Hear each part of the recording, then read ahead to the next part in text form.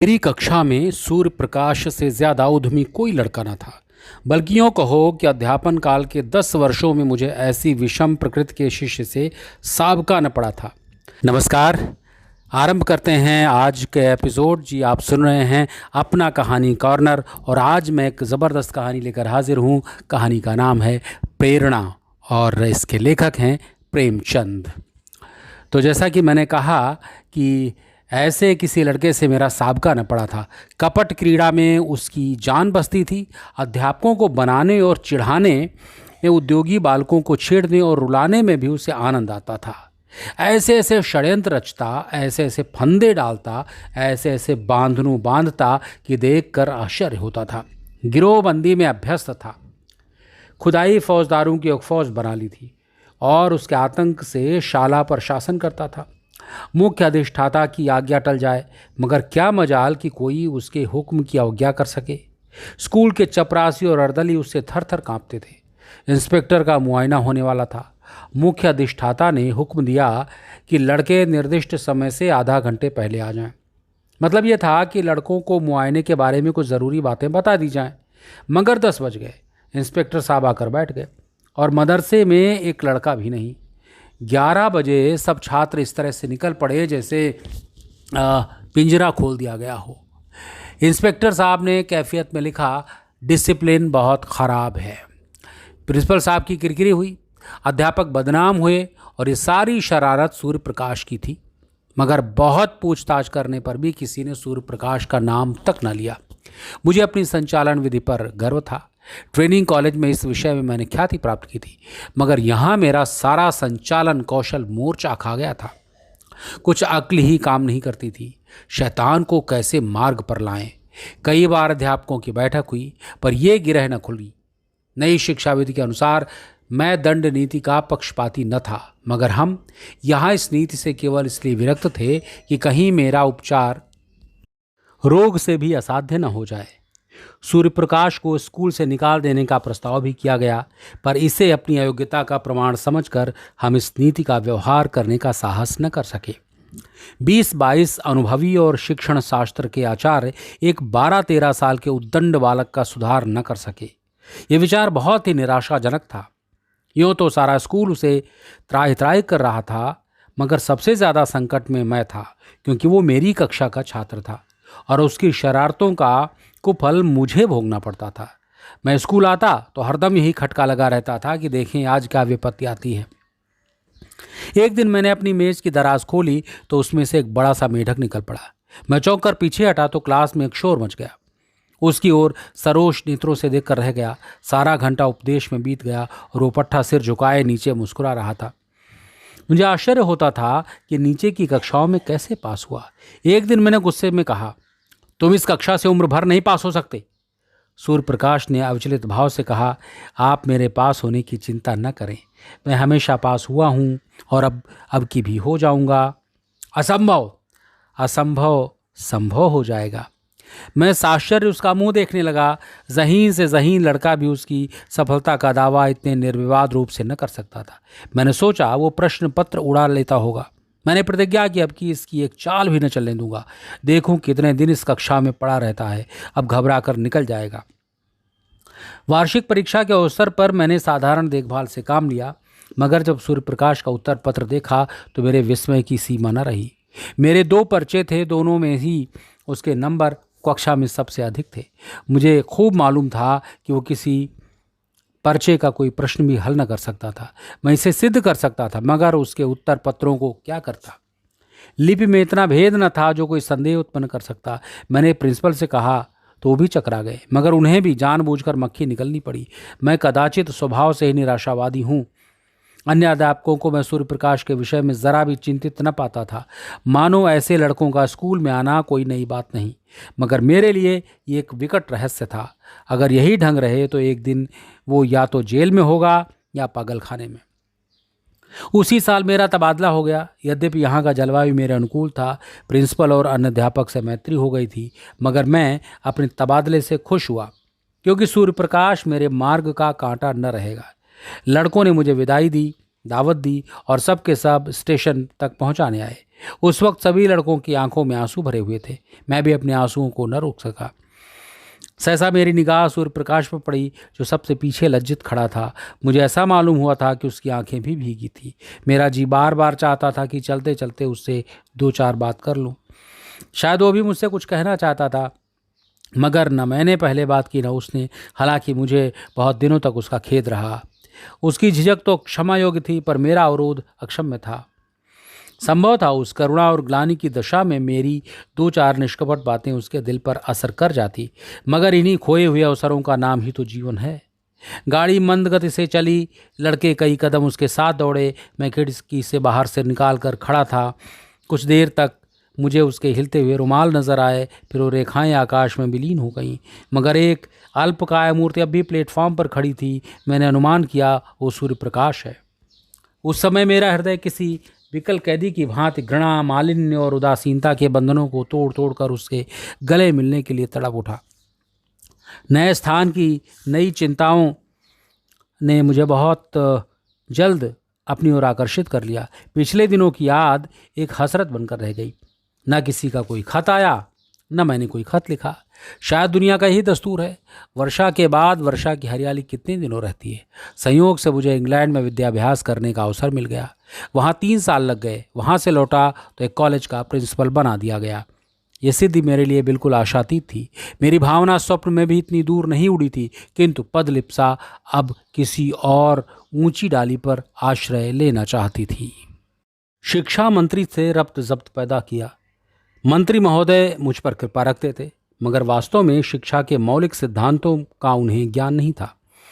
मुझे पाकर उन्होंने सारा भार मेरे ऊपर डाल दिया। घोड़े पर सवार वो थे, लगाम मेरे हाथ में थी। फल ये हुआ कि उनके राजनीतिक विपक्षियों ने मेरा विरोध हो गया। मुझ पर जा बेजा आक्रमण होने लगे। मैं सिद्धांत रूप से अनिवार्य शिक्षा का विरोधी हूँ। मेरा विचार है कि हर एक मनुष्य को उन विषयों में ज़्यादा स्वाधीनता होनी चाहिए जिसका उससे निज का संबंध है। मेरा विचार है कि यूरोप में अनिवार्य शिक्षा की ज़रूरत है, भारत में नहीं। भौतिकता पश्चिमी सभ्यता का मूल तत्व है। वहाँ किसी काम की प्रेरणा आर्थिक लाभ के कारण पर होती है, उसके आधार पर होती है। जिंदगी की ज़रूरतें ज़्यादा हैं, इसीलिए जीवन संग्राम भी अधिक भीषण है। माता पिता भोग के दास होकर बच्चों को जल्द जल्द कुछ कमाने पर मजबूर करते हैं।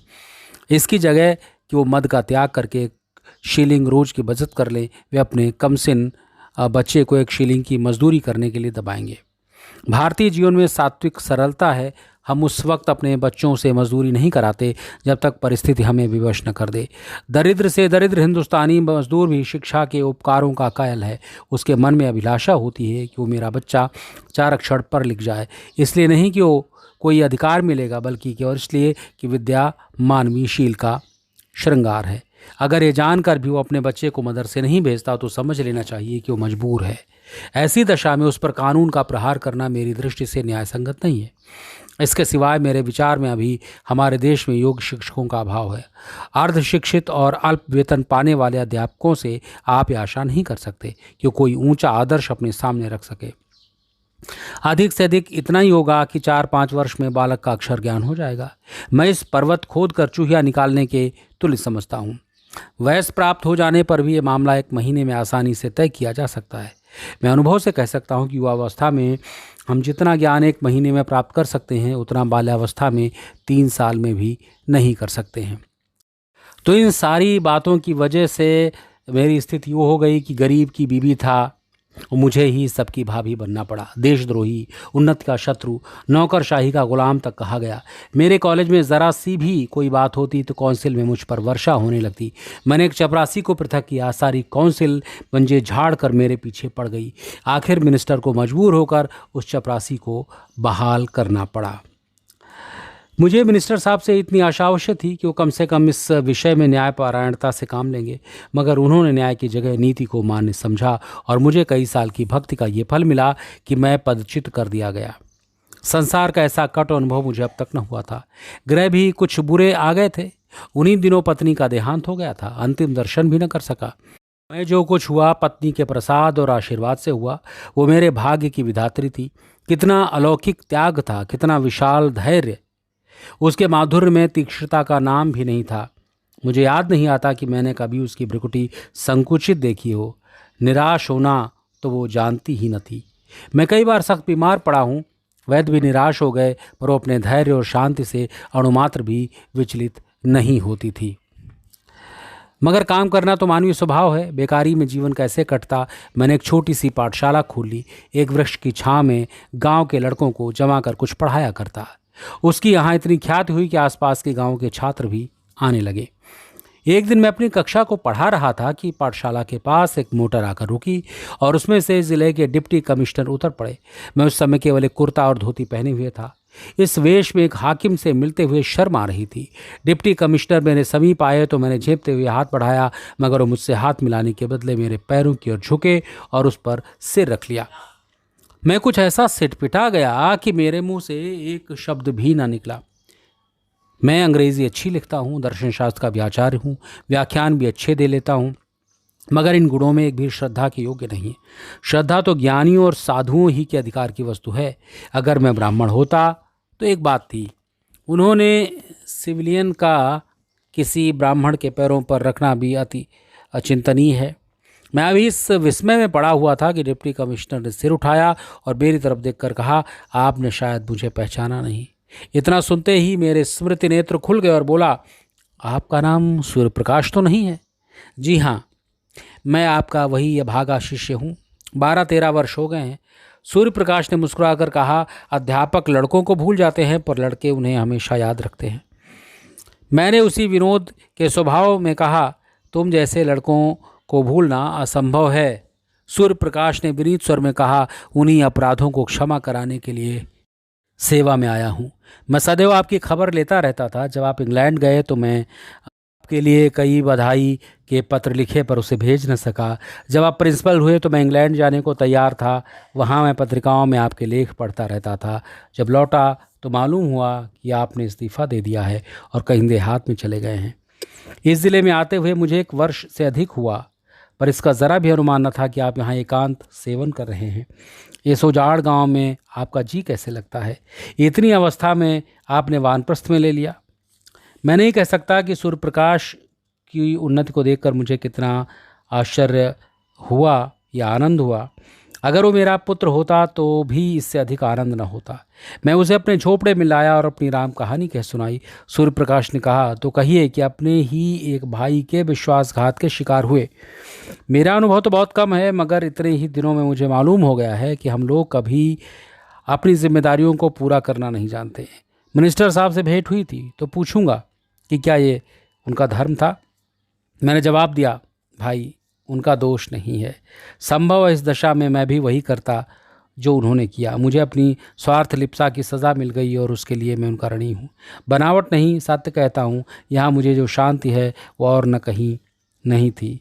इस एकांत जीवन में मुझे जीवन के तत्वों का वो ज्ञान हुआ है जो संपत्ति और अधिकार की दौड़ में किसी तरह संभव न था। इतिहास और भूगोल के पोथे चाट कर यूरोप के विद्यालयों की शरण जाकर भी मैं अपनी ममता को न मिटा सका, बल्कि ये रोग दिन दिन और असाध्य होता चला गया था। आप सीढ़ियों पर पांव रखे बगैर छत की ऊंचाई तक नहीं पहुंच सकते। संपत्ति की अट्टालिका पर पहुंचने में दूसरी जिंदगी ही जीनों का काम देती है। आप उन्हें कुचलकर ही लक्ष्य तक पहुंच सकते हैं। ये वहाँ सौजन्य और सहानुभूति का स्थान नहीं है। मुझे ऐसा मालूम होता है कि उस वक्त मैं हिंस्र जंतुओं से घिरा हुआ था और मेरी सारी शक्तियाँ अपनी आत्मरक्षा में लगी रहती थी। यहाँ मैं अपने चारों ओर संतोष और सरलता देखता हूँ। मेरे पास जो लोग हैं कोई स्वार्थ लेकर नहीं आते और न मेरी सेवाओं में प्रशंसा या गौरव की लालसा है। ये कहकर मैंने सूर्य प्रकाश के चेहरे की ओर गौर से देखा। कपट मुस्कान की जगह ग्लानि का रंग था। शायद यह दिखाने आया था कि आप जिसकी तरफ से इतने निराश हो गए हों वो अब इस पद को सुशोभित कर रहा हो। वह मुझसे अपने सदुपयोग का बखान करना चाहता था। मुझे अब अपनी भूल मालूम हुई। एक संपन्न आदमी के सामने समृद्धि की निंदा उचित नहीं है। मैंने तुरंत बात पलट कर कहा, मगर तुम अपना हाल तो कहो। तुम्हारी ये काया पलट कैसे हुई? तुम्हारी शरारतों को याद करता हूँ तो अब भी रोए खड़े हो जाते हैं। किसी देवता के वरदान के सिवा और कहीं ये विभूति न प्राप्त हो सकती थी। सूर्य प्रकाश ने मुस्कुराकर कहा, आपका आशीर्वाद था। मेरे बहुत आग्रह करने पर सूर्य प्रकाश ने अपना वृत्तांत सुनाना शुरू किया। आपके चले जाने के बाद कई दिन बाद मेरा ममेरा भाई स्कूल में दाखिल हुआ। की उम्र 8-9 साल से ज़्यादा न थी। प्रिंसिपल साहब ने उसे हॉस्टल में न लेते थे और न मामा साहब उसके ठहरने का प्रबंध कर सकते थे। उन्हें इस संकट काल में देखकर मैंने प्रिंसिपल साहब से कहा, उसे मेरे कमरे में ठहरा दीजिए। प्रिंसिपल साहब ने इस नियम विरुद्ध बतलाया। इस पर मैंने बिगड़कर उसी दिन हॉस्टल छोड़ दिया और एक किराए का मकान लेकर मोहन के साथ रहने लगा। उसकी माँ कई साल पहले मर चुकी थी। इतना दुबला पतला, कमज़ोर और गरीब लड़का था कि पहले ही दिन से मुझे उस पर दया आने लगी। कभी उसके सिर में दर्द होता, कभी ज्वर हो आता, आए दिन कोई न कोई बीमारी खड़ी रहती थी। इधर सांझ हुई और उसे झपकियाँ आने लगी। बड़ी मुश्किल से भोजन करने उठता, दिन चढ़े तक सोया करता और जब तक मैं गोद में उठाकर बिठा न देता उठने का नाम न लेता। रात को बहुधा चौंक कर मेरी चारपाई पर आ जाता और मेरे गले लिपट कर सोता। मुझे उस पर कभी क्रोध न आता। कह नहीं सकता क्यों मुझे उससे इतना प्रेम हो गया। मैं जहाँ पहले 9 बजे सोकर उठता था, अब तड़के उठ बैठता और उसके लिए दूध गर्म करता, फिर उसे उठाकर आँख मुँह धुलाता, नाश्ता कराता, उसके स्वास्थ्य के विचार से नित्य वायु सेवन को ले जाता। मैं जो कभी किताब लेकर न बैठता था, इसे घंटों पढ़ाया करता। मुझे अपने दायित्व का इतना ज्ञान कैसे हो गया, इसका मुझे आश्चर्य है। उसे कोई शिकायत हो जाती तो मेरे प्राण नखों में समा जाते। डॉक्टर के पास दौड़ता, दवाएं लाता और मोहन को खुशामद करके दवा पिलाता। सदैव चिंता लगी रहती थी कि कोई बात उसकी इच्छा के विरुद्ध न हो जाए। उस बेचारे का वहाँ कोई मेरे सिवा दूसरा न था। मेरे चंचल मित्रों में से कोई उसे चिढ़ाता था या छेड़ता तो मेरी त्योरियाँ बदल जाती थी। कई लड़के बूढ़े दादी बनकर मुझे चिढ़ाते थे, पर मैं हंसकर टाल देता था और मैं उसके सामने एक भी अनुचित शब्द मुँह से नहीं निकालता। ये शंका होती थी कि कहीं मेरी देखा देखी ये भी खराब ना हो जाए। मैं उसके सामने इस तरह रहना चाहता था कि वो मुझे अपना आदर्श समझे और इसके लिए ये मानी हुई बात थी कि मैं अपना चरित्र सुधारूं। वो मेरा 9 बजे सोकर उठना, 12 बजे तक मटर गश्ती करना, नई नई शरारतों के मंसूबे बांधना और अध्यापकों की आंख बचाकर स्कूल से उड़ जाना, ये सब आप ही आप जाता रहा। स्वास्थ्य और चरित्र पालन के सिद्धांतों का मैं शत्रु था, पर अब मुझसे बढ़कर उस नियमों का रक्षक दूसरा न था। मैं ईश्वर का उपहास किया करता था, मगर अब पक्का आस्तिक हो गया था। वो बड़े सरल भाव से पूछता, परमात्मा सब जगह रहते हैं तो मेरे साथ भी रहते होंगे? इस प्रश्न का मजाक उड़ाना मेरे लिए असंभव था। मैं कहता, हाँ, परमात्मा तुम्हारे हमारे सबके पास रहते हैं और हमारी रक्षा करते हैं। यह आश्वासन पाकर उसका चेहरा आनंद से खिल उठता था। कदाचित वो परमात्मा की सतह का अनुभव करने लगता था। साल ही भर में मोहन ने कुछ से कुछ हो गया। मामा साहब 2 बार आए तो उसे देखकर चकित हो गए। आंखों में आंसू भरकर बोले, बेटा, तुमने इसको जिला दिया, नहीं तो मैं निराश हो चुका था। इसका पुनीत फल तुम्हें ईश्वर देंगे। इसकी माँ स्वर्ग में बैठी हुई आशीर्वाद दे रही है। सूर्य प्रकाश की आंखें उस वक्त भी सजल हो गई थी। मैंने पूछा, मोहन तुम्हें बहुत प्यार करता होगा? सूर्य प्रकाश के सजल नेत्रों में हसरत से भरा हुआ आनंद चमक उठा। बोला, वो मुझे 1 मिनट के लिए भी न छोड़ता था। मेरे साथ बैठता, मेरे साथ खाता, मेरे साथ सोता। मैं भी उसका सब कुछ था। आज वो संसार में नहीं है, मगर मेरे लिए वो अब भी उसी तरह जीता जागता है। मैं जो कुछ हूँ उसी का बनाया हुआ हूँ। अगर वो दैवी विधान की भांति मेरा पथ प्रदर्शक न बन जाता तो शायद आज मैं किसी जेल में पड़ा होता। एक दिन मैंने कह दिया, अगर तुम रोज़ नहा न लिया करोगे तो मैं तुमसे न बोलूँगा। नहाने से वो न जाने क्यों जी चुराता था। मेरी धमकी का फल ये हुआ कि वो नित्य प्रातःकाल नहाने लगा। कितनी ही सर्दी क्यों न हो, कितनी ही ठंडी हवा चले, लेकिन वो स्नान अवश्य करता था। देखता रहता था मैं किस बात से खुश होता हूँ। एक दिन मैं कई मित्रों के साथ थिएटर देखने चला गया। ताकीद कर गया कि तुम खाना खाकर सो रहना। 3 बजे रात को लौटा तो देखा वो बैठा हुआ है। मैंने पूछा, तुम सोए नहीं? बोला, नींद नहीं आई। उस दिन मैंने थिएटर जाने का नाम न लिया। बच्चों में प्यार की जो भूख होती है, दूध, मिठाई और खिलौने से भी ज़्यादा मादक, जो माँ की गोद के सामने संसार की निधि की भी परवाह नहीं करती। मोहन की वो भूख कभी संतुष्ट न होती। पहाड़ों से टकराने वाली सारस की आवाज़ की तरह वो सदैव उसकी नसों में गूंजा करती थी। जैसे भूमि पर फैली हुई लता कोई सहारा पाते ही उसे चिपट जाती है, वही हाल मोहन का था। वो मुझसे ऐसा चिपट गया था कि पृथक किया जाता तो उसकी कोमल बेली के टुकड़े टुकड़े हो जाते। वो मेरे साथ 3 साल रहा, तब मेरे जीवन में प्रकाश की एक रेखा डालकर अंधकार में विलीन हो गया। उस जीर्ण काया में कैसे कैसे अरमान भरे हुए थे। कदाचित ईश्वर ने मेरे जीवन में एक अवलंबन की सृष्टि करने के लिए उसे भेजा था। उद्देश्य पूरा हो गया तो वो क्यों रहता। गर्मियों की तातील थी। 2 तातीलों में मोहन और मेरे साथ ही रहा करता था। मामा जी के आग्रह पर भी मैं घर न गया। अब की कॉलेज के छात्रों ने कश्मीर यात्रा करने का निश्चय किया और मुझे उसका अध्यक्ष बनाया। कश्मीर यात्रा की अभिलाषा मुझे चिरकाल से थी। इस अवसर की गनीमत मैंने समझा। मोहन को मामा जी के पास भेजकर मैं कश्मीर चला गया। 2 महीने के बाद लौटा तो मालूम हुआ कि मोहन बीमार है। कश्मीर में मुझे बार बार मोहन की याद आती थी और जी चाहता था कि लौट आऊं। मुझे उस पर इतना प्रेम है, इसका अंदाज़ मुझे कश्मीर जाकर हुआ। लेकिन मित्रों ने पीछा न छोड़ा। उसकी बीमारी की खबर पाते ही मैं अधीर हो उठा और दूसरे ही दिन उसके पास जा पहुंचा। मुझे देखते ही उसके पीले और सूखे हुए चेहरे पर आनंद की स्फूर्ति झलक पड़ी। मैं दौड़कर उसके गले से लिपट गया। उसकी आंखों में वो दूरदृष्टि और चेहरे पर वो अलौकिक आभा थी जो मंडराती हुई मृत्यु की सूचना देती है। मैंने आवेश से कांपते हुए स्वर से पूछा, ये तुम्हारी क्या दशा है मोहन? 2 ही महीने में ये नौबत तक पहुँच गई? मोहन ने सरल मुस्कान के साथ कहा, आप कश्मीर की सैर करने गए थे, मैं आकाश की सैर करने जा रहा हूँ। मगर ये दुख कहानी कहकर मैं रोना और रुलाना नहीं चाहता। मेरे चले जाने के बाद मोहन इतने परिश्रम से पढ़ने लगा मानो तपस्या कर रहा हो। उसे धुन सवार हो गई थी कि साल भर की पढ़ाई 2 महीने में समाप्त कर ले और स्कूल खुलने के बाद मुझसे इस श्रम का प्रशंसा रूपी उपहार प्राप्त करे। मैं किस तरह उसकी पीठ ठोकूंगा, शाबाशी दूंगा, अपने मित्रों से बखान करूंगा। इन भावनाओं ने अपने सारे बालोचित उत्साह और तल्लीनता के साथ उसे वशीभूत कर लिया। मामा जी को दफ्तर के कामों से इतना अवकाश कहाँ कि उसके मनोरंजन का ध्यान रखें। शायद उसे प्रतिदिन कुछ न कुछ पढ़ते देखकर वो दिल में खुश होते थे। उसे खेलते न देखकर भला क्या कहते।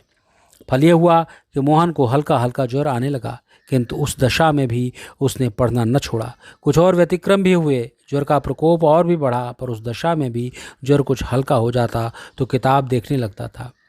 उसके प्राण मुझ में ही बने रहते थे। ज्वर की दशा में भी नौकरों से पूछता, भैया का पत्र आया? वो कब आएंगे? इसके सिवा और कोई दूसरी अभिलाषा न थी। अगर मुझे मालूम होता कि मेरी कश्मीर यात्रा इतनी महंगी पड़ेगी तो उधर जाने का नाम न लेता। उसे बचाने के लिए मुझसे जो भी कुछ हो सकता सब करता मैं। किंतु बुखार टाइफाइड था, उसकी जान लेकर ही उतरा। उसके जीवन का स्वप्न मेरे लिए किसी ऋषि का आशीर्वाद बनकर मुझे प्रोत्साहित करने लगा और ये उसी का शुभ फल है कि आज आप मुझे इस दशा में देख रहे हैं। मोहन की बाल अभिलाषाओं को प्रत्यक्ष रूप से लाकर मुझे ये संतोष होता है कि शायद उसकी पवित्र आत्मा मुझे देखकर प्रसन्न होती हो। यही प्रेरणा थी कि जिसने कठिन से कठिन परीक्षाओं में भी मेरा बेड़ा पार लगाया। नहीं तो मैं आज भी वही मंद बुद्धि सूर्य प्रकाश हूँ जिसकी सूरत से आप चिढ़ते थे। उस दिन से मैं कई बार सूर्य प्रकाश से मिल चुका हूँ। जब वो इस तरफ आ जाता है तो बिना मुझसे मिले नहीं जाता। मोहन को अब भी वो अपना इष्टदेव समझता है। मानव प्रकृति का एक ऐसा रहस्य है जिसे मैं आज तक नहीं समझ पाया। तो ये कहानी थी प्रेमचंद की प्रेरणा।